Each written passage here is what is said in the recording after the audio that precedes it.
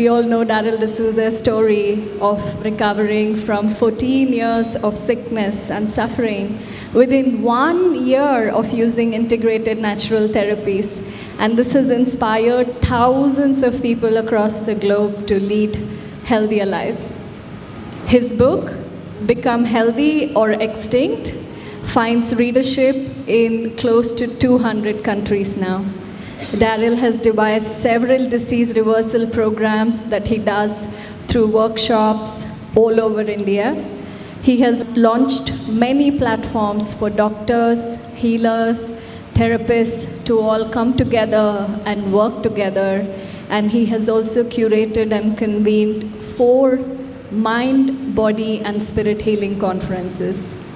Darryl is also an organic farmer, an environmentalist, a TEDx speaker, an ambassador for VeganNation, founder of Earth Keepers Connect, co-founder of Manipadma Foundation, and latest hat to all the many different hats he wears is he's also the convener of why we are all here today, the New Earth Summit. And he's also a speaker at the World Parliaments on Spirituality. So let's all welcome Darryl on stage with a big applause.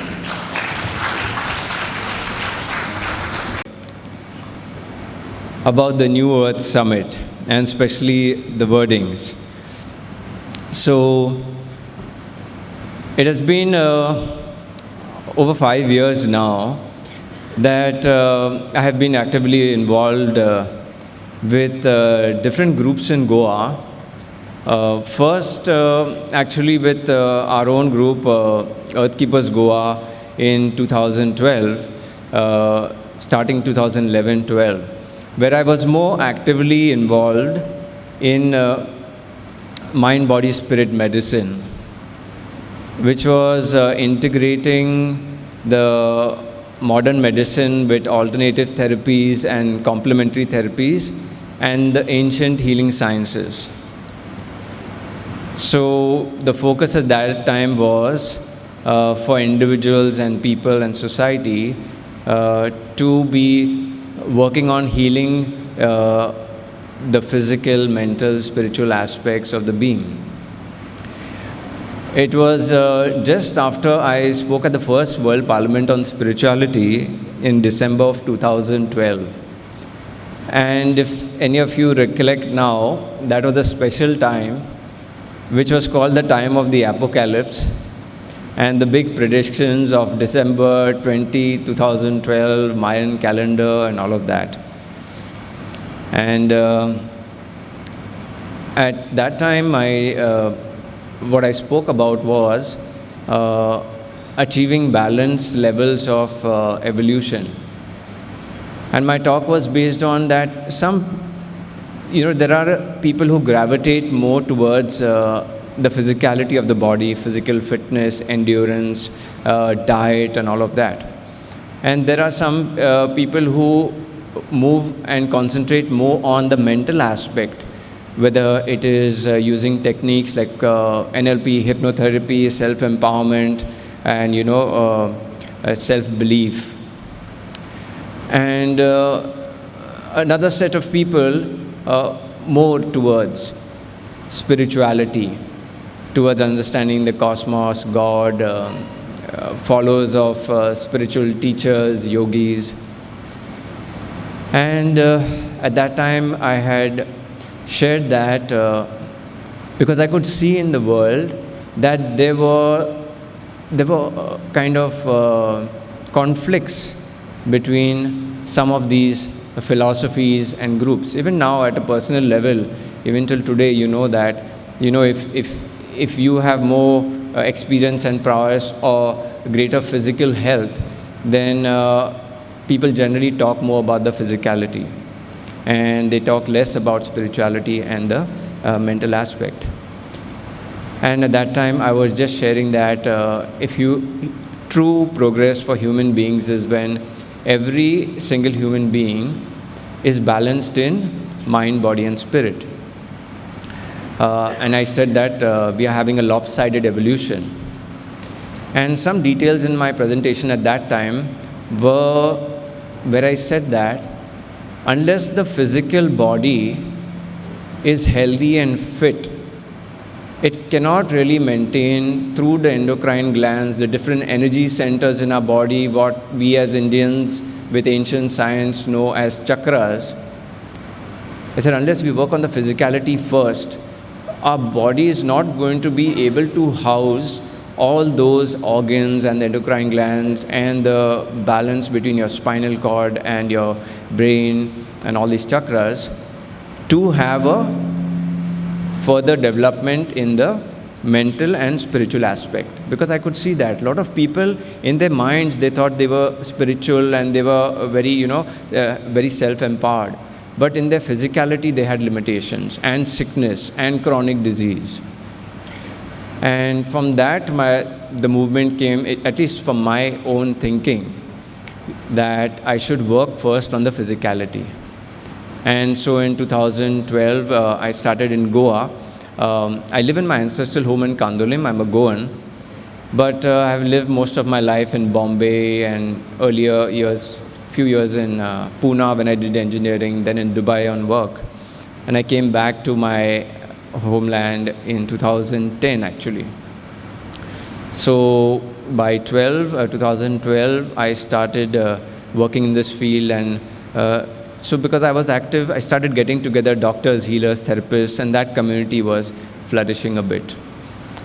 And we did two of what we call CMSE conferences, continued medico-spiritual education conferences, which were about healing the mind, body, and spirit.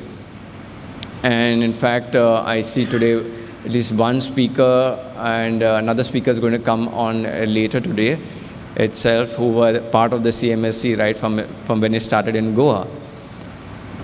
And as time passed, and many of you all would have experienced in Goa, the emergence and the activity and activism of the environmental groups. It's really reaching a high point now, and it really started 4-5 years back. And so over this period of time, even I started getting involved because I felt that healing of the human body is not just limited to the self. So I saw that limitation of the CMSC conferences, that they were only talking about your own self and how you take care of yourself and the body.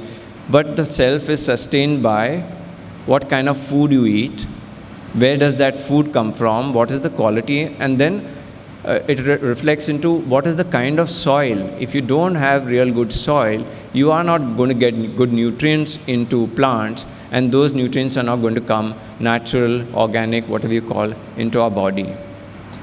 So then the scope started expanding. What about our soil? What about the groundwater that is feeding that soil for our plants? So that's how I started becoming active, and I became an organic farmer. 4 years back, I did my first paddy field in Kalangut, and then I started growing every year around my own house. I just have 200 square meters, but I'm growing close to 20-25 vegetables in a multi-cropping style, which is, permaculture-based principles.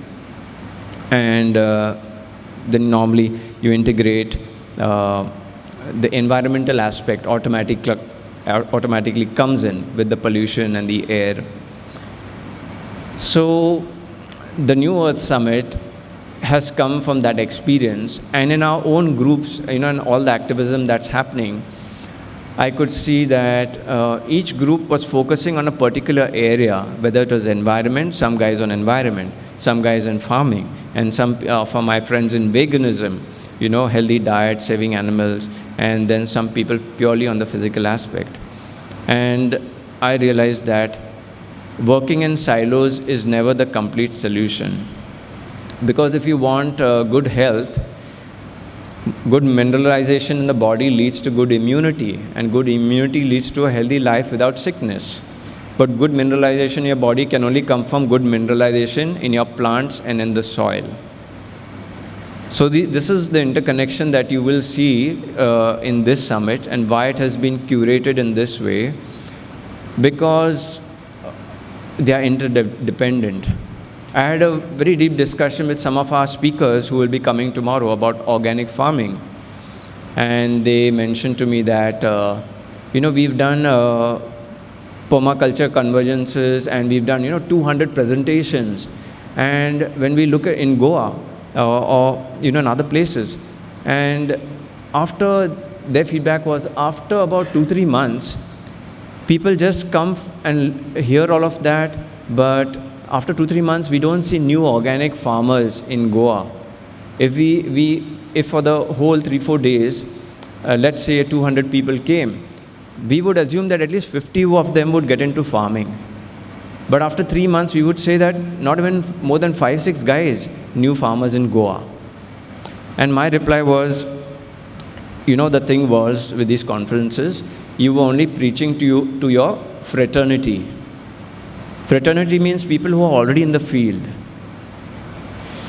And so any new people who came in, inquisitive about organic farming and wanting to do something in it, they probably came in because they had some, ancestral land that was there.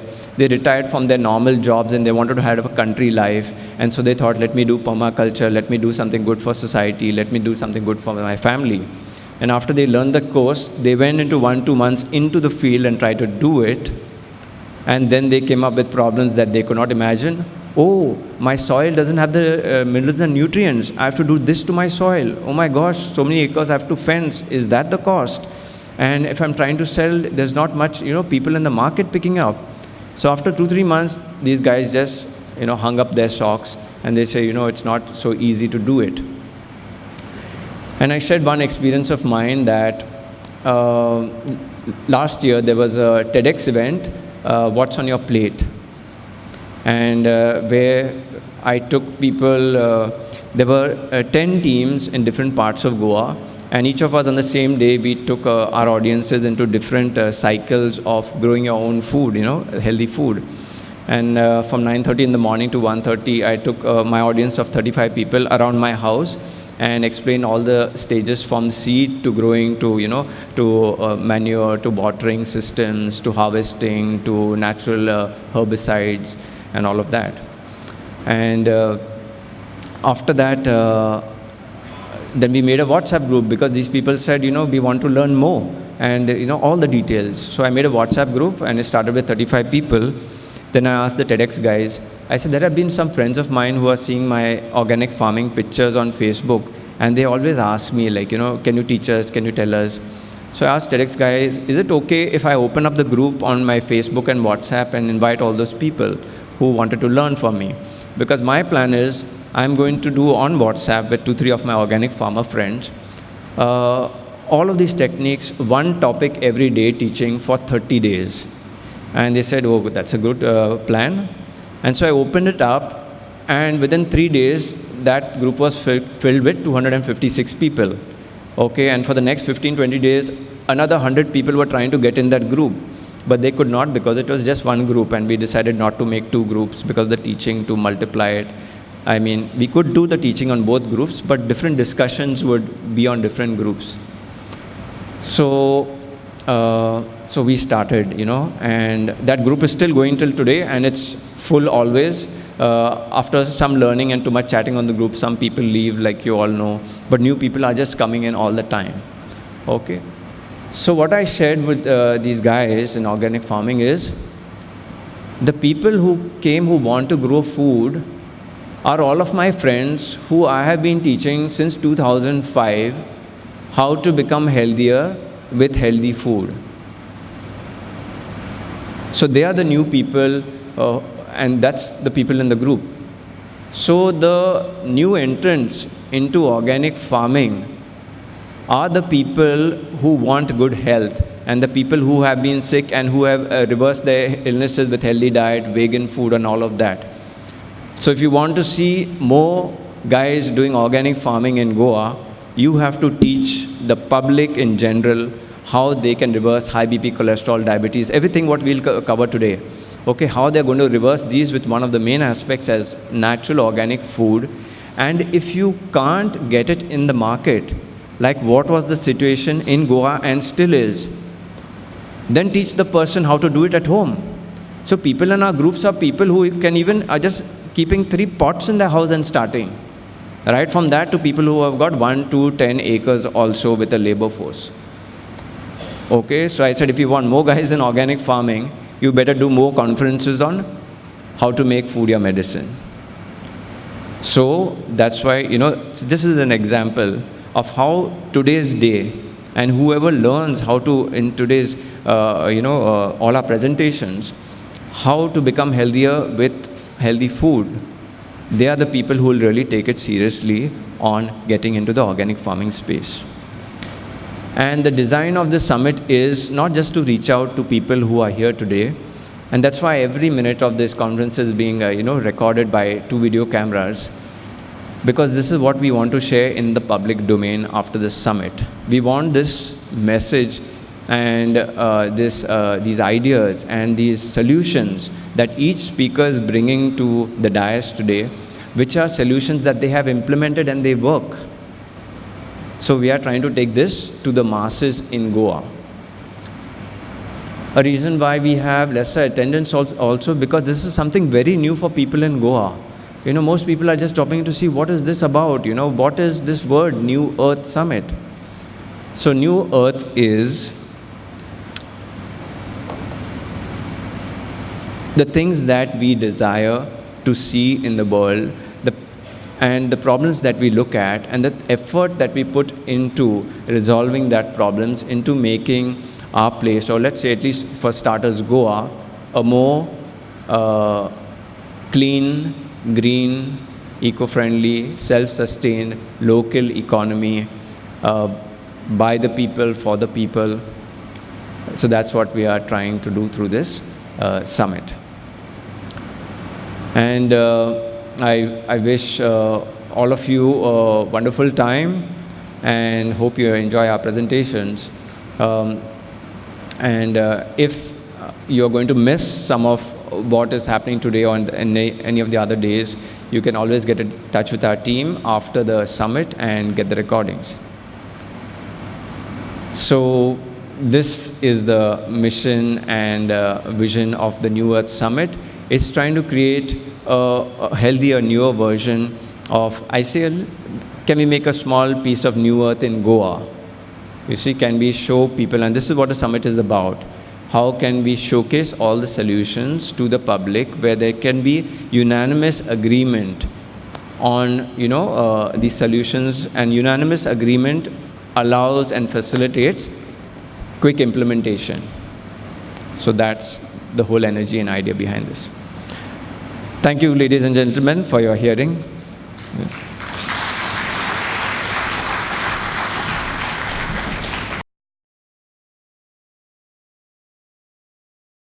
Good morning, everyone. Welcome to day 2 of the New Earth Summit.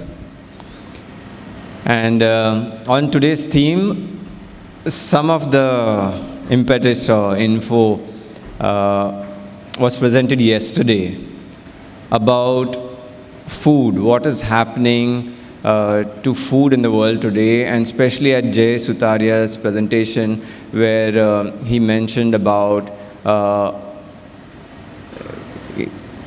at which point in time, right, that organic became something that was man-made and not something from God.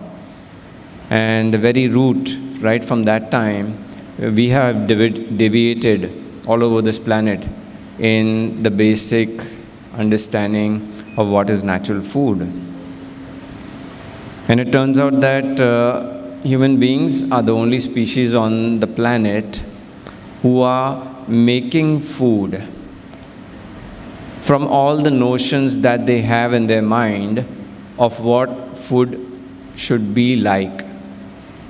Whereas all the other species on the planet do not have to make food. When they're hungry, they just find food as God has placed it in various places for them, and they eat food. So in this process of making food, yesterday we presented some of the very big mistakes that human beings have made with making food, and today we'll get a little more detailed into how that food has come into our food supply chain. And with all the publicity that is being given, how people are being misled into eating and even growing things that they intend to consume and nourish themselves, but they find that when they do that, it's turning out in other ways with a lot of chronic illnesses and the rise of cancer in the world. So it was very insightful yesterday what Jay Sutaria presented about how cancer is being caused by food. So now, if most of the places that you are sourcing your food from is contaminated in some way or the other, and you find that in your localities or state that you cannot find natural food, because as you know, there have been so many farmer suicide cases over so many years in Goa in the lakhs, and them being entangled with all of this borrowing from the banks, paying high prices for seeds that have been manufactured and engineered for higher yield, bigger size. And those same food causing contamination, poison, and disease in the human body. And those seeds, when they get their crop, they are not able to get that crop's output and make their own seeds and continue for the next season. They have to go back to the people who engineered those seeds and buy new seeds from them. So this whole cycle has put farmers in a debt, and that has caused so many suicides.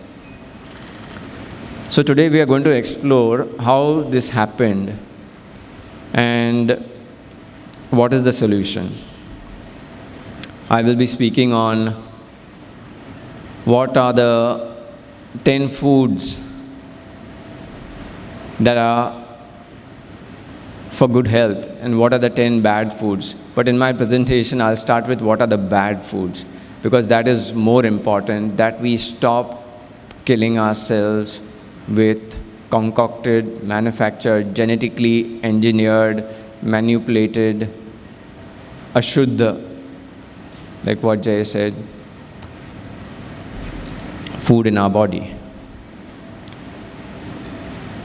So today, day 2 of the summit, especially on our food, contamination of our food supply chain and natural farming, is so important for all those people, even of yesterday, day 1, the people who wanted better health. So there's a connection there, and even today's talks are going to be very deeply connected with tomorrow's theme of environment. Because if you want a good soil, you have to look at the environment and what's around that place in the land, what is contaminating your groundwater. Then you have to look at what is also happening to the soil, what is happening to the air. And when we look at all of these things in an integration, that's the only time that we'll get holistic solutions. This summit has all these 3 aspects together, because just doing work on one aspect of health, like I was doing before, it did not explore and show the connections to people, how health is connected deeply to food and to your environment also.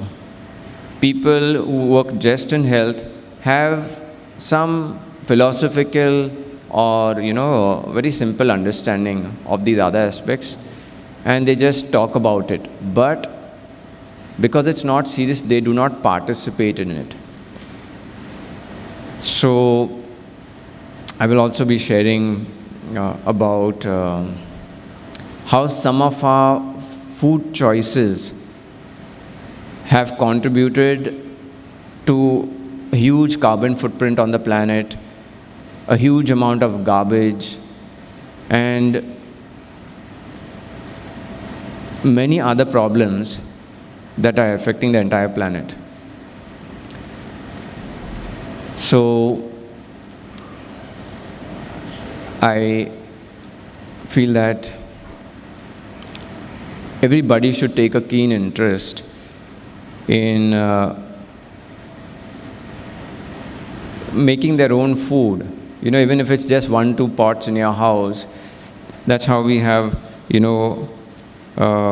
group of 200, 300 people now who are just trying out. And today's presentation by Karan Mandral is so important because it teaches you right from the stage of 1-2 pots in your house, right, to your land around your place, or to a much bigger location or a homestead size of farming, how you can all do it in very simple steps. He will also share the places where you can get seeds, where you can get soil, and all of the things. So we're trying to enable people who are really concerned about food and who want to eat healthy food and they want to try it themselves. Today we'll be sharing all of that, how each one of you can do it. And with a little bit of practice, we have people in our groups who have just been doing this for 3-6 months around their house, and they have been so successful in it, and they know the technique. Now they are taking up farming on their ancestral plots, and then they're trying to get into the business of farming by funding it or make it a business. So it's difficult to just jump into the business full-fledged of organic farming, but when you start in small scale and you get the ropes, then you can slowly know how best it works for you. So yes, without further ado, I open today's session to this wonderful topic. Thank you.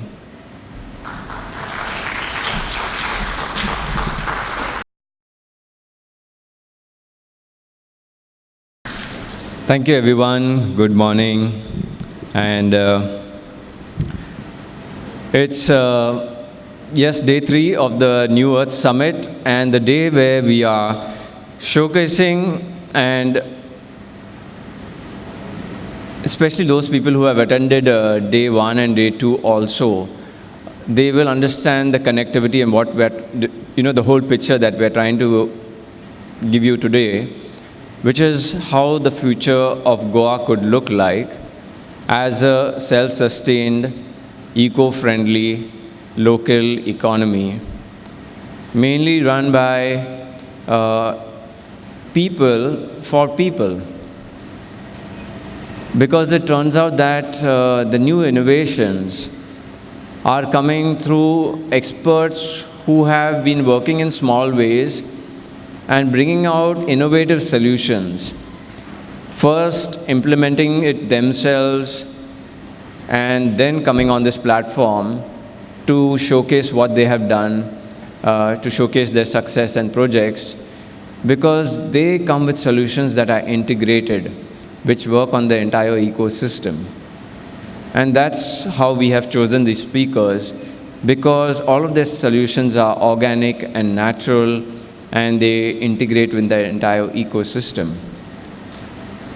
The name of this summit, the New Earth Summit, is about the new kind of earth we are all endeavoring to create, which mainly comes from what has been done in the past with good intentions of providing solutions, creating services, creating products, and over the last 100 years, blending that with making money and prosperity, so many services and products have come out in society, and they have run their course over 10, 15 years, and unfortunately, some of them are manifesting some of the biggest hazards in the public domain what we are experiencing on health, food, and environment. And so because that is the case now, and we are seriously suffering in all these three domains, and Mother Earth is too. And we can see that it's going downhill and affecting us personally. So then comes a time where the thinkers put on their hats and try to look for solutions that are, taking care of these problems. So they are all new solutions, and we have curated all these 3 days together because all of them are interdependent domains. Although people think that, we want to do work on organic farming and that's a focus area, and you have all the conferences and, seminars happening on organic farming. And I have done, like you've heard in my bio, 4 mind, body, spirit healing conferences. Those were wonderful conferences. Some of their recordings are still there online on our YouTube channel, and most of the presenters and speakers for 2 of the summits that were in Goa in 2014 and 15, which were called Continued Medico-Spiritual Education.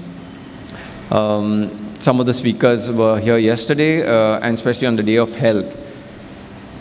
So we had wonderful things to showcase and present to the public, and after the summit, a lot of people got engaged with integrative mind, body, spirit medicine and got healing and cures for themselves. But I realized the limitation that was mostly about healing the self. So people were working on meditation, self-empowerment, what they were eating, and energy medicine, curing all of mainly things with the self. But the self also depends on food, and food depends on from where it is coming, and that depends on the soil and what you are doing with the groundwater. What is the condition of groundwater in Goa, and how this, all the septic tanks are contaminating groundwater. So health is not something that is just, you can be concerned just with yourself. It is connected with your land and the water, and what's the models of construction and buildings and all of those things that we do. So many people now are literally running away from cities like Delhi, Pune, Bombay, and taking vacation homes here. And the dialogue of, this is a permanent shift, I'm coming to Goa for good. That's happening, and so many people have bought properties over here. And so, of course, the builders also are very happy that, the business is going up. But unfortunately, some of them are making the huge building projects, and with that kind of construction, you're just going to see another Bombay and Pune happening here in Goa within the next 10 years. So one of the reasons this summit is taking those topics, and a topic today by Hyacinth Pinto and Darryl D'Souza about natural home buildings, building natural homes. So we are presenting all those things that we think is going to keep Goa more environment friendly, a healthier place to live. And today I will also be talking about wellness tourism. Yesterday I spoke about, day before yesterday I spoke about the integrative model of healthcare, where I just shared some insights of how people from villages, when they don't get natural integrative cures, or when their education is not good enough, that they do the wrong, they inculcate the wrong practices, they have kidney stones, then they are on dialysis, and then after, you get dialysis machines over here, but then if you have a kidney transplant, then you land in Bombay or some big city. So just for wellness, because the services are not here in Goa, people eventually go to the metro cities, and those cities are already crowded with so much of people, traffic, pollution, and all of that. Such an environment, that's a sickening environment by itself, which is the place from where all of the people want to migrate and come here. So what is here even though we have current problems, what is here we have to preserve. And we have to put out those solutions that are organic and natural and keep the environment healthy. Even if it's builders, yes, we should show them the alternative businesses of homes and green homes and all of that. Nobody's trying to take away anybody's business. So this summit is about the new businesses that can happen. And later today, post-lunch, we are presenting about 8 to 9 new livelihoods that can happen in Goa. Because an issue that, from some people's side, from the environmentalist perspective, we were very happy when, the mining was closed because of the environmental concerns. But then, of course, so many jobs were lost. And they say now, they want to open up the mines again because they think that these people should not lose their livelihood. And so that was a very clear focus point on, we have 3 people, inputs from 3 people making that presentation today of these 9 livelihoods. Because that is the solution. If people are losing jobs in a space that is creating a hazard, then it is our duty first, before opening our mouths, to say that you guys stop doing this, because they are, after all, human beings. So we have to create alternative livelihoods. And you will see out of 9 of those livelihoods, about 6 of them, even a mining guy, they can learn the skills and be ready to give services in 3 months. So that is how simple. And I'm sure any of the mining laborers would love to not go back to the mines and breathe all that smoke and have all those medicines and treatments and get such low wages and low respect. Instead, they would love to be a foot reflexologist or, a body worker or somebody who does organic farming, right? So a lot of these current problems that you are seeing in Goa, this summit has come out of this. Because I've been in groups and working with all of these people since the last 5 years in Goa that I've been active here. And I could see that everybody is working in a silo. They think that the problem is in their domain and they must solve it in their domain. But that practically, actually, that doesn't happen. And I spoke yesterday where I said that if you want more people to get into growing food and doing natural farming, you have to do more conferences on health and food. You see, that's how dependent it is. And so in today, as speakers speak, you will see the interconnections between environment and the land and food and health as well. So that has been the purpose of curating the summit in this way. And I have not heard of a summit like this happening in India as yet. And we are endeavoring to, bring you the best speakers and solutions. Hopefully some of the speakers, after their talk of half an hour, 45 minutes, they will give you details of when they can have deeper interactions with you for the implementation aspects of their solutions. I am doing the acupressure workshop, the topic that I spoke about, acupressure for diagnosis and healing. That's a simple discipline that people can learn in 1 day. Okay.